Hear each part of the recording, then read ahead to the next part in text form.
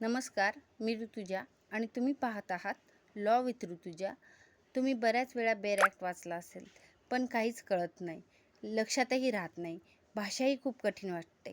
चला तर मग बघूया इफेक्टिव्ह पद्धतीने बेर ॲक्ट कसा वाचायचा. बेर ॲक्ट वाचत असताना सर्वप्रथम इंडेक्स पाहिला पाहिजे.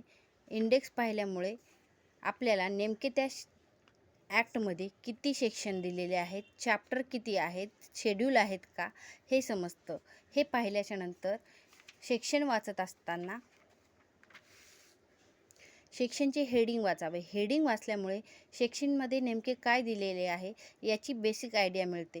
सेक्शन हा पूर्ण वाचू नये.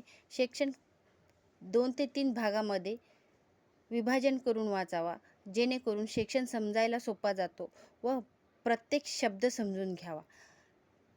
सेक्शन वाचून झाल्याच्या नंतर तो एखाद्या रिअल लाईफ उदाहरणासोबत किंवा एखाद्या केस लॉ बरोबर जोडून पाहावा, म्हणजेच सेक्शन लक्षातही राहायला मदत मिळते.